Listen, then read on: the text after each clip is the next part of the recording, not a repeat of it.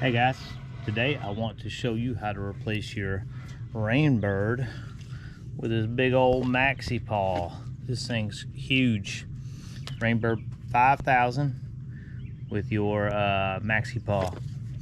The good thing about this one is you can get up to 45 feet, where on this one it's 26 to 38. This one's 24 to 45 feet. We'll kind of go over a couple of those things. On this one, what you got to make sure is, one of the first things you want to check is what your thread is. It has a 3/4 inch on the bottom and a half inch or 3/4 inch thread, so you don't have to worry about that. First thing, if you're going to use half inch, you're going to want to screw into here, which may be suitable because you can see that depth is going to be about normal. I have elbows on the bottom of mine, so I'm going to be going in the bottom. But if you're going to go into the side, you're going to want to take this out and stick it in the end and screw it in. So you're going to need a screwdriver, but as you can see, it just screws right in there. And then you would actually be using this port for your hose. I am not going to be doing that. I'm going to be going in the bottom. All right, got all the different nozzles for all the different feet and all the different water pressures. It's not really hard. You actually just unscrew the old one, screw in the new one, and I'll show you on the next one. And then we're going to set it up the correct water pressure. Now, obviously when the water pressure is going, they're a lot easier to get into, but you have a start one and you have a stop one right here. So you just set those up and good to go. You can also use this screw to change what type of spray pattern it gives you, whether it's more spread out like a spray bottle or whether it's more of a straight stream. Another thing you have here is, because like I said, we'll talk about these nozzles in a second, but you get different colored nozzles and that tells you how far it goes, okay, with what water pressure you have. Ideally you want 60 pounds of water pressure and you can reach that 45-foot limit, but if you're more around 40 pounds of pressure, you're going to be max, still around that 40 to 45 foot range. So just depending. Defaults with the blue nozzle, as you can see. So if you want to change that, like I said,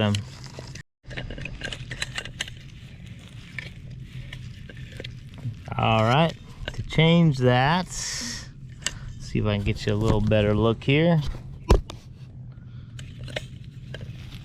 Nozzle, you're gonna come off with that. You're gonna unclip it from the back. There we go. And comes right out.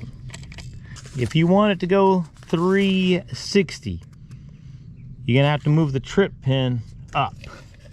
I do not want mine to go 360, so I am gonna move that, make sure that trip pin stays down, and that trip pin is right here. If you want it to go 360, you just pull it up. So we've showed you how to change the nozzle, how to make it go 360, and there we go. So I know that's my first one. I want this one to go about 270, so that's a little bit of trial and error, but it is just moving these two knobs back and forth. You got to lead the pull, if you want to change this how far, you just push it whichever way you want, right? All right, and then I'm going to bury it. Sometimes make sure you bury these flush with the ground so you don't hit them with your lawnmower. Sometimes, if you don't mind the water, it's easier to set those when you've got it up and running. But for the purposes of this video, I'm just kind of showing you with it pulled out. All right, guys, I want to go over this piece right here with you for a second. If you put this up, this is kind of your trip pin, that's 360. If you want it not to be 360, you're going to put it down so that you'll stop. Now, you also have, let me move this back, A and B right here. So what you're going to do is you're going to use A if you are using the yellow or beige nozzle, and B if you're using the blue, red, or black nozzle. Okay? All right, so you can see right here, that little trip pin is going to hit there and hit back there. All right. So these are way easier to adjust when it's actually on. So, but as you can see, I got a 270, and they're real close to each other. See how close they are to each other? And you can tell I'm running a 270 spray, so it's kind of opposite from what you would think.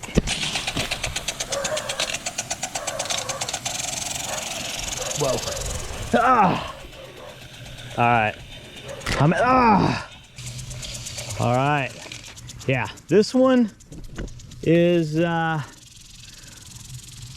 going a solid at least 30 feet uphill. So, and this one I did not adjust the spray nozzle. So give it another 3 feet. So that one's probably at about 35, 40 feet maybe. So I'm definitely not getting 40 feet. But take a look at my pressure. Sure there's no snakes under there.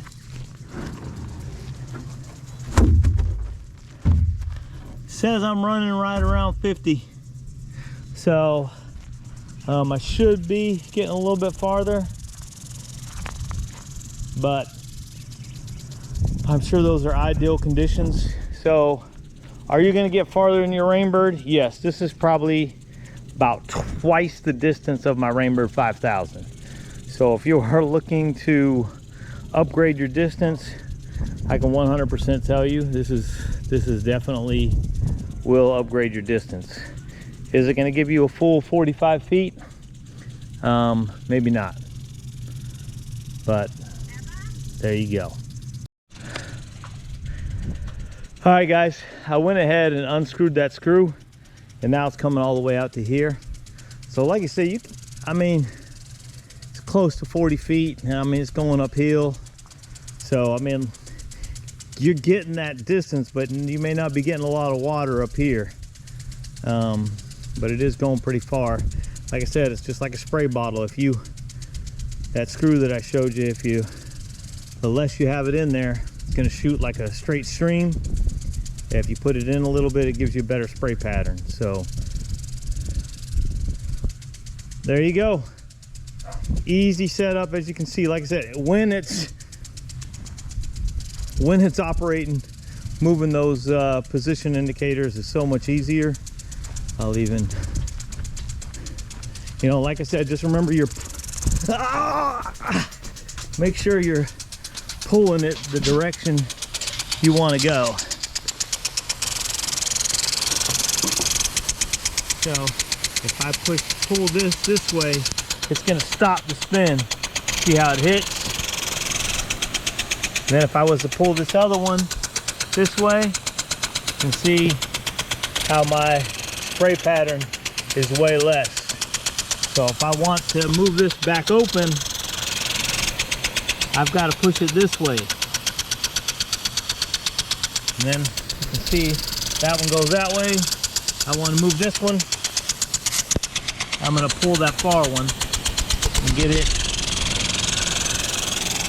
Oh, too much, so I'm going to pull it back just a little. It's almost opposite of what your brain's telling you direction to move it, but I think we're good here. Time on to the next one. And if you didn't know, these little, you just turn those on and off. That's how you can test them. So we just shut them down. These are your test knobs on your nozzles.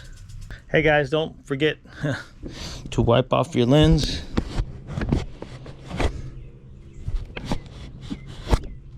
Hey guys, don't forget to like, comment, subscribe. And I also got a video on the Rainbird 5000 if you need it. Gives you a little bit more in detail on the 5000. Alright guys, this is just gonna give you an idea how I've been getting into this. Just gonna get that screwdriver, a little screwdriver like this does the best. I'm just gonna show you. You need to make sure that pin's down so you can rotate this all the way over. If you actually lift, alright, you need to make sure this pin's down so you can rotate this all the way over to change the nozzle.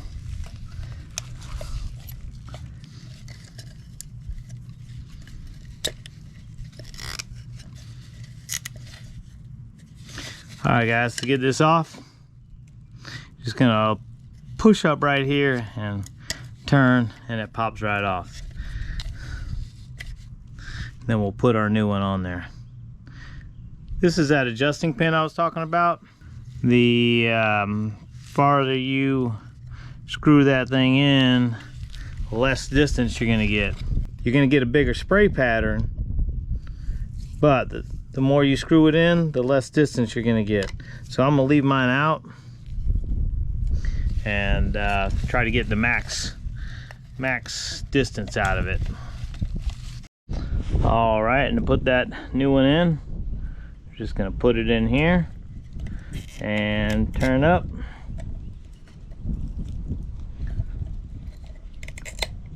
And click into place.